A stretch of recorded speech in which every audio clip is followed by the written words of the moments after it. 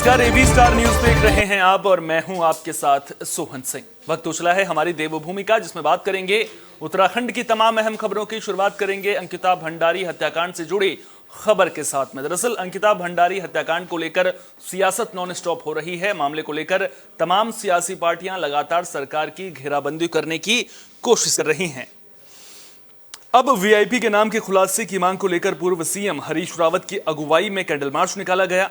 इस दौरान अंकिता हत्याकांड की जांच सीबीआई से कराने की मांग भी की गई। कैंडल मार्च देहरादून के गांधी पार्क से घंटाघर तक निकाला गया। इस दौरान बड़ी संख्या में लोग मौजूद रहे। लोगों में अंकिता हत्याकांड के 3 महीने बीत जाने के बाद भी वीआईपी के नाम का खुलासा न होने से आक्रोश देखने को मिला। इस बीच एक और बड़ी खबर सामने आ रही है।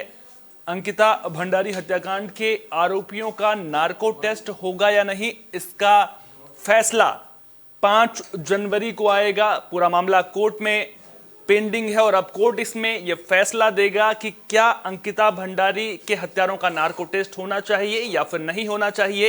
इससे पहले नैनीताल हाई कोर्ट ने सीबीआई जांच वाली याचिका को खारिज कर दिया था, लेकिन अब अंकिता भंडारी के हत्यारों के नार्को टेस्ट, जो आरोपी हैं उनके नार्को टेस्ट को लेकर के भी 5 जनवरी को कोर्ट फैसला सुनाएगा।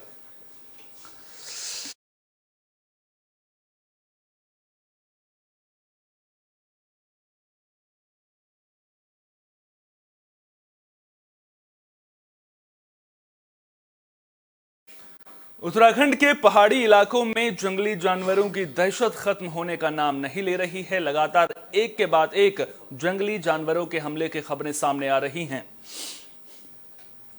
ताजा मामला उत्तरकाशी के डुंडा प्रखंड के ओलिया गांव का है। जानकारी के मुताबिक गांव के रहने वाले राम नारायण भट्ट की पत्नी गुजलेश्वरी देवी एक और महिला के साथ शाम को करीब 3 बजे घास काटने खेत में गई थी। इसी दौरान भालू ने गुजलेश्वरी देवी को हमला करके घायल कर दिया। दूसरी महिला के शोर मचाने के बाद भालू जंगल में भाग गया। महिला का शोर सुनकर ग्रामीण मौके पर पहुंचे, जिसके बाद महिला को एम्बुलेंस से जिला अस्पताल में भर्ती किया गया। फिलहाल महिला की हालत खतरे से बाहर बताई जा रही है। बता दें कि ओलिया गांव में इससे पहले भी कई बार भालू के हमले की खबर सामने आ चुकी है। लोगों ने मामले को लेकर वन विभाग से भी शिकायत की, लेकिन अभी तक वन विभाग भालू को नहीं पकड़ सका है।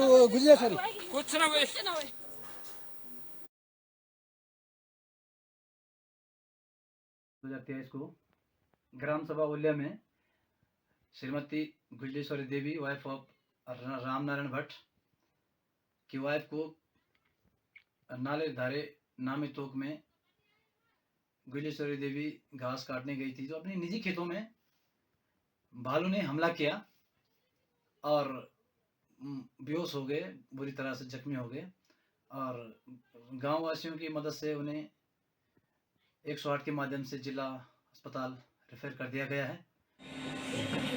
अपने जनपद उत्तरकाशी के विकास खंड डुंडा ग्राम पंचायत ओलिया का एक मामला है। श्रीमती गुलजेश्वरी देवी वाइफ ऑफ राम नारायण भट्ट, ग्राम ओलिया, पोस्ट गेवला, तहसील डुंडा। आज दिन में करीबन दोपहर 3 बजे भालू ने इन पर जानलेवा हमला किया और यह पहला मामला मेरे क्षेत्र का नहीं है। इससे पूर्व कम से कम मुझे लगता है आधा दर्जन मामले अपने पूरे क्षेत्र में इस प्रकार के संज्ञान में आ चुके हैं। आज जो ये मामला, बात अल्मोड़ा शहर की भी कर लेते हैं, जहां लोगों को आए दिन जाम की समस्या से दो चार होना पड़ता है। अब हालांकि इस ओर काम होता हुआ भी नजर आ रहा है। सीएम के आदेश पर जिला प्रशासन ने 15 पार्किंग स्थलों को चयनित भी किया है। कार्य योजना की डीपीआर भी सरकार को भेजी गई थी, जिसके बाद अब अल्मोड़ा शहर में 3 पार्किंग स्थलों का निर्माण कार्य शुरू हो चुका है। बजट मिलने के बाद दूसरे इलाकों में भी पार्किंग स्थल का निर्माण किया जाएगा। उम्मीद जताई जा रही है कि पार्किंग स्थल बनने के बाद लोगों को जाम की समस्या से निजात मिलेगी और अल्मोड़ा में यातायात व्यवस्था बेहतर होगी। अल्मोड़ा जनपद में लगभग 15 ए कैटेगरी पार्किंग के प्रस्ताव शासन को प्रेषित किए गए थे, जिसमें शहर के ही 5 प्रस्ताव थे। वर्तमान में अल्मोड़ा में एक पार्किंग निर्माणाधीन है, जिसकी प्रथम किस्त की धनराशि प्राप्त हो गई थी, जिसके बाद कार्य शुरू हुआ था, उसमें द्वितीय किस्त की धनराशि भी प्राप्त हो गई है। साथ ही माननीय मुख्यमंत्री जी की घोषणा थी भैरव मंदिर के पास एक और पार्किंग के निर्माण के लिए, उसमें भी डीपीआर भेजी गई थी बनाकर, वो भी शासन से स्वीकृति में। बात उत्तरकाशी की कर लेते हैं, जहां 3 गांव के लोगों ने कंडार देवता को जमीन दान में दी थी, लेकिन अब इस जमीन को लेकर विवाद खड़ा होता हुआ नजर आ रहा है। दरअसल आरोप है कि जो जमीन 3 गांव के लोगों ने दान में दी थी, उसे किसी थर्ड पार्टी ने बेच दिया है। मामले को लेकर ग्रामीणों ने डीएम कार्यालय में प्रदर्शन भी किया था। जानकारी के मुताबिक 20 अक्टूबर 1991 को 3 गांव के लोगों ने जमीन दान में दी थी। भटवाड़ी ब्लॉक के पाटा संग्राली बगियाल गांव के लोगों का कहना है कि उन्होंने डीएम को ज्ञापन देकर सार्वजनिक जमीन से कब्जा हटाने की मांग की है।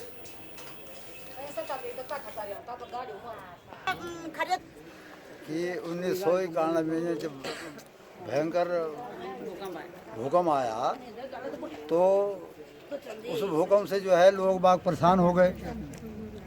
अच्छा, तो गंगोरी भी एक जो नगर पालिका क्षेत्र में है, गंगोरी गांव उत्तरकाशी से 2 किलोमीटर है, उसमें भी उस समय 20-25 परिवार रहते थे। आज तो वहाँ 500 परिवार बस गए। तो वहाँ जो है तो उस समय सरकार ने जो है शरणालय बनाए, भूकंप की सहायता के लिए शरणालय बनाए गए गांव-गांव में। कांडामी में भूकंप आया था तो वहाँ पे रैन बसेरा बना था, मंदिर समिति के नाम से वो बना था।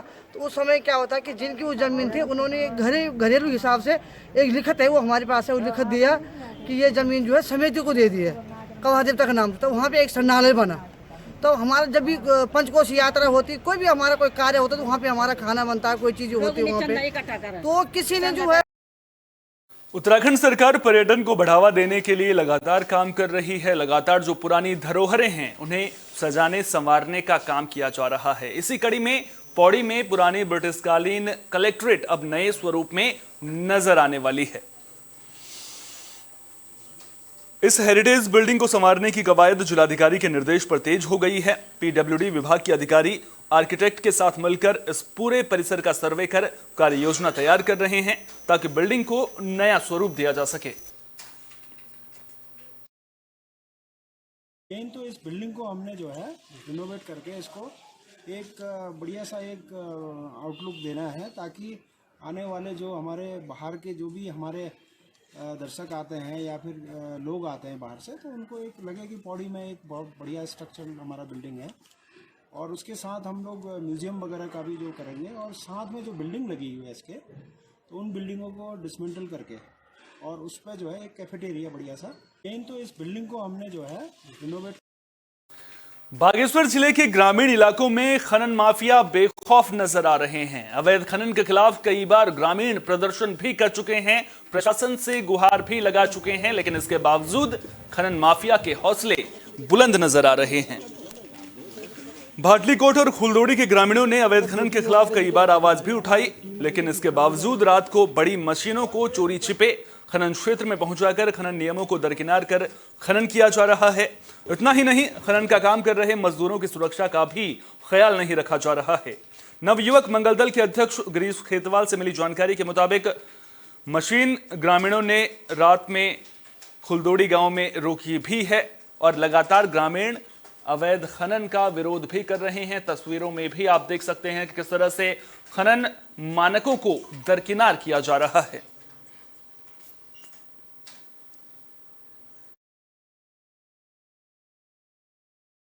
इसमें कोई आदमी को इन्फॉर्मेशन दी नहीं। इन्होंने रात को 2 बजे सब लोग एंजॉय कर रहे थे, 31st मना रहे थे। रात के 2 बजे इन्होंने रोड से, डामर रोड से मशीन डाल दी, जबकि ये अप्रूवल है ही नहीं है रोड से मशीन जाने का, बट इन्होंने ज़बरदस्ती डाल दी। जितने भी गांव के लड़के थे सब आए, उन्होंने सहयोग किया हमारा, फिर ये मशीन यहाँ पे रोकी गई रात को। लेकिन खनन माफिया का ऐसा गुंडागर्दी चल रहा है जिसलिए गाँव वालों को कोई भनक ही नहीं लगा रहे हैं। रात के लोग खेलों में रुचि ले सकें, इसके लिए उत्तराखंड सरकार तमाम कोशिशें करती हुई नजर आ रही है। इसी कड़ी में नरेंद्र नगर के खेल मैदान में भी फुटबॉल प्रतियोगिता का आयोजन किया जा रहा है। नरेंद्र नगर इंटर कॉलेज के खेल मैदान में 3 दिवसीय राज्य स्तरीय ओपन महिला फुटबॉल प्रतियोगिता का आयोजन किया जा रहा है। टिहरी कप का आयोजन खेल निदेशालय, जिला प्रशासन और टिहरी फुटबॉल संघ के साथ उत्तराखंड फुटबॉल संघ और नगर पालिका के द्वारा किया जा रहा है।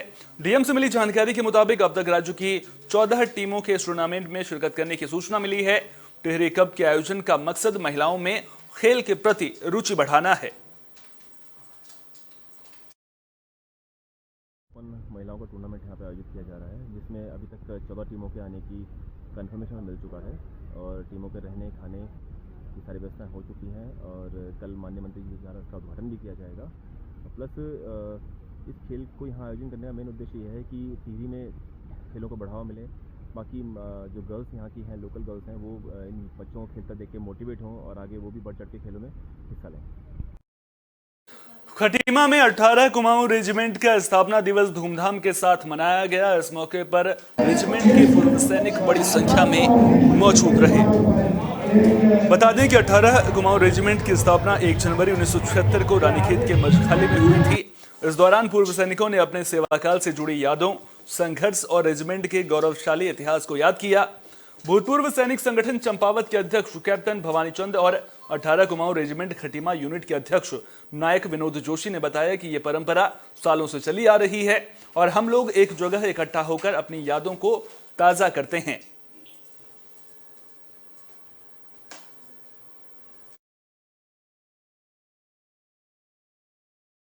स्थापना दिवस है 1 जनवरी का, उस तरह जो है अपना नया साल भी हो जाता है, लेकिन खास इसके ऊपर महत्व दिया जाता है। हम लोग जो हमारी परंपरा चली हुई है 18 कुमाऊं रेजिमेंट की स्थापना दिवस मनाने के लिए, ये इस क्षेत्र के क्योंकि खटीमा ही नहीं बल्कि खटीमा, चकरपुर, बनबसा, टिलकपुर, इस क्षेत्र के 18 कुमाऊं रेजिमेंट के समस्त जितने भी हमारे पूर्व सैनिक भाई लोग हैं यहाँ पर आकर एकत्रित होते हैं और आपस में मिलजुल करके ये कार्यक्रम को, इस समारोह को बनाया जाता है। जनवरी 1976 को 18 कुमाऊं रेजिमेंट की स्थापना मजखाली में हुई थी और तब से प्रतिवर्ष स्थापना वर्ष के रूप में 1 जनवरी जो है मनाया जाता है 18 कुमाऊं रेजिमेंट का स्थापना वर्ष। तो इसी उपलक्ष्य में 2-3 साल से हम लोग भी खटीमा में स्थापना वर्ष को मनाते हैं और मैं सभी 18 कुमाऊं के रेजिमेंट के भूतपूर्व सैनिकों को और सेवारत सैनिकों को हार्दिक शुभकामनाएं देता हूं, बधाई देता हूं। 1 जनवरी 1976 को जो सहसपुर पुलिस को बड़ी कामयाबी मिली है। पुलिस ने 2 साल से फरार चल रहे बाइक चोरी के आरोपी को गिरफ्तार कर लिया है। आपको बता दें कि गिरफ्तार आरोपी पर 10,000 रुपए का इनाम भी था। तो पुलिस ने बाइक चोर इसरान को हरबर्टपुर से गिरफ्तार किया है। आरोपी इसरान की पुलिस को पिछले 2 साल से तलाश थी और उस पर 10,000 रुपए का इनाम भी रखा गया था। पुलिस से मिली जानकारी के मुताबिक आरोपी इसरान सहारनपुर के चुलकाना का रहने वाला है, जिसे देहरादून जिला जेल भेज दिया गया है।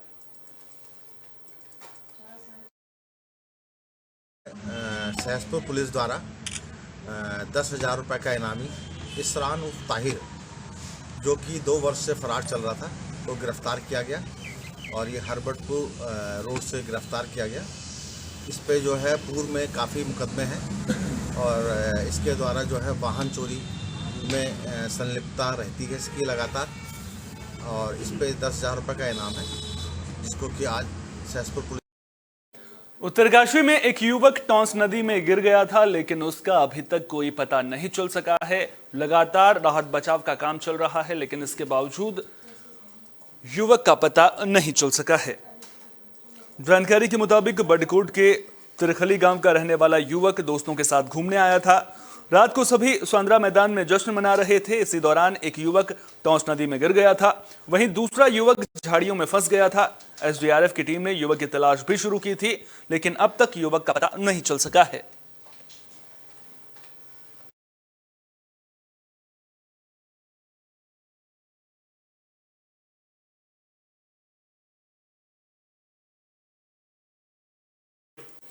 उत्तराखंड की खबरों के खास बुलेटिन हमारी देवभूमि में फिलहाल के लिए इतना ही। देश दुनिया की तमाम अहम खबरों के लिए बने रहिए AB स्टार न्यूज के साथ, क्योंकि यहां पर खबरों का सिलसिला कभी नहीं थमता।